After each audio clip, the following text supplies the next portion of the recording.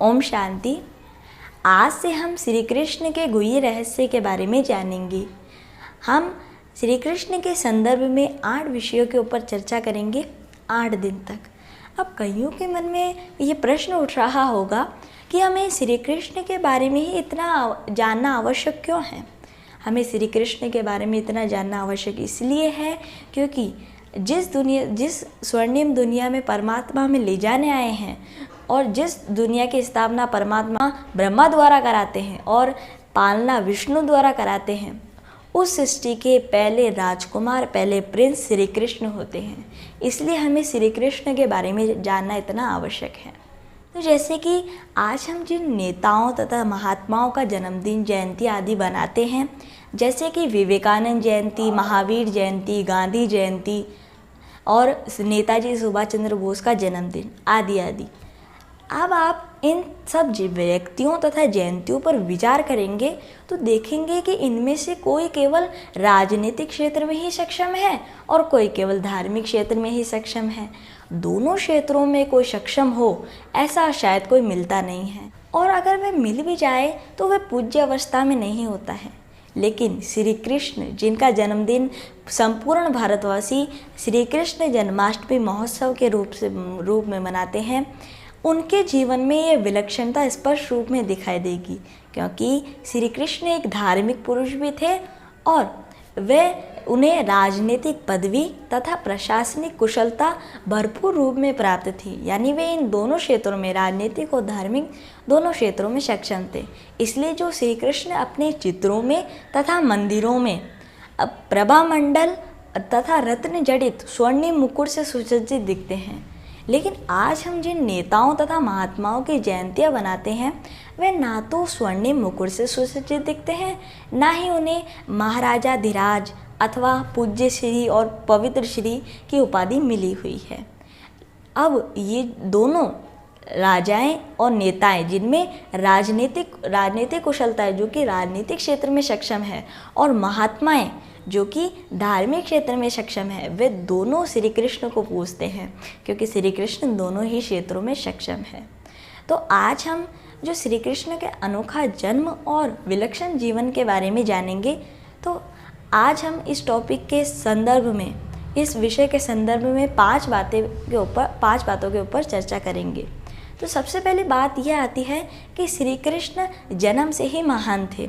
अब आप देखेंगे कि जिन भी हम नेताओं तथा महात्माओं की जयंतियाँ, जन्मदिन आदि बनाते हैं, वे जन्म से ही महान नहीं थे। उन्होंने बड़े होकर कुछ काम किया, फिर वे महान बने। जैसे कि विवेकानंद, संत कबीर, सूरदास, तुलसीदास आदि सब, उन्होंने जब संन्यास धारण किया तब जाकर वे महान बने। और जैसे नेताजी सुभाष चंद्र बोस आदि आदि, ये सब राजनीतिक क्षेत्र में आने के बाद महान बने। लेकिन श्री कृष्ण के जो हमें बाल्यावस्था के चित्र मिलते हैं, उसमें भी वह प्रभा मंडल तथा रत्न जड़ित आभूषणों से सुसज्जित मिलते हैं। तो इससे क्या सिद्ध होता है कि श्री कृष्ण जन्म से ही महान थे। फिर दूसरी बात यह आती है कि श्री कृष्ण 16 कला संपूर्ण थे। अब ये सभी मानते हैं कि श्री कृष्ण 16 कला संपूर्ण होते हैं। तो 16 कला संपूर्ण यानी वह उनमें शारीरिक सुंदरता और आरोग्यता थी, और उनमें आत्मिक बल और पवित्रता भी थी, और वे देवी गुणों से सुसज्जित भी होते हैं। तो इसलिए उन्हें 16 कला संपूर्ण कहते हैं। फिर अब तीसरी बात यह आती है कि अब श्री कृष्ण इतने महान बने कैसे, क्योंकि गीता में लिख रखा है कि श्री कृष्ण योगेश्वर थे, और हमने जैसे पहले भी चर्चा की थी कि श्री कृष्ण जन्म से ही महान थे। अब अगर कोई जन्म से ही महान हो तो इससे सिद्ध होता है कि उन्होंने पिछले जन्म में पुरुषार्थ किया होगा, क्योंकि योग हम किस लिए करते हैं, हम भरपूर होने के लिए करते हैं, लेकिन श्री कृष्ण तो वैसे ही भरपूर थे।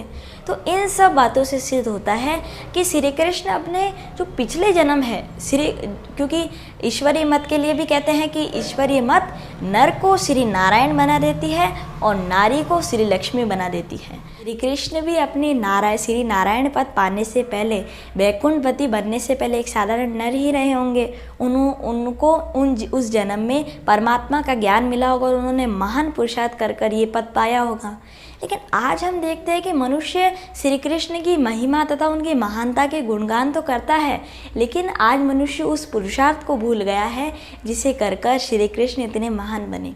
तो और मनुष्य ये भी भूल गया है कि श्री कृष्ण हमारे पूर्वज ही थे। तो अब हमारा कर्तव्य बनता है कि हम वही महान पुरुषार्थ करें और श्री कृष्ण जैसा महान बने। फिर उसके बाद अब चौथी बात यह आती है कि अब लोग श्री कृष्ण की झांकियाँ तो तैयार करते हैं, लेकिन अपने अंदर नहीं झांकते हैं। जैसे कि हम श्री कृष्ण को तो श्री की उपाधि के साथ पुकारते हैं, यानी श्रेष्ठ हुए। तो लेकिन हम ये नहीं देखते कि हमारे जीवन में कितनी श्रेष्ठता आई है। हम श्री कृष्ण को तो 16 कला संपूर्ण कहते हैं, लेकिन हम ये नहीं देखते कि हमारा जीवन चढ़ती कला की ओर जा रहा है या उतरती कला की ओर जा रहा है। और हम श्री कृष्ण को तो सुंदर पवित्र कहते हैं, लेकिन हम ये नहीं देखते कि हमारी आत्मा कितनी सुंदर है, हमारी आत्मा कितनी पवित्र है। तो हमें अपने अंदर झांकना है और श्री कृष्ण जैसा बन जाना है। और अब पांचवी बात ये आती है कि आप श्री कृष्ण का जन्मदिन तो बनाते हैं, लेकिन अपना नया जन्मदिन कब बनाएंगे। अब नया जन्मदिन सुनते ही कई लोग समझते हैं कि अब नया जन्मदिन तो तभी होगा तब हम इस शरीर को छोड़कर नया शरीर लेंगे। हमारा कहने का वह अर्थ नहीं था। हमारा कहने का अर्थ है कि अगर मनुष्य का नया जन्म तब होता है जब वह आसुरी गुणों को छोड़कर नए देवी गुण धारण करता है। तो अगर आपको भी अपना नया जन्मदिन बनाना है तो आपको ये निश्चय करना होगा कि मैं परम पवित्र परम पिता परमात्मा की संतान अपने आप को निश्चय कर चुकी हूँ और अब से मैं एक पवित्र जीवन शैली ही जीऊँगी। तो ऐसे आपका भी आप भी अपना नया जन्मदिन बना पाएंगे। तो आज हमने श्री कृष्ण के अनोखे जन्म और विलक्षण जीवन के बारे में जाना। हम कल श्री कृष्ण के वास्तविक जीवन कहानी के बारे में जानेंगे। अच्छा, ओम शांति।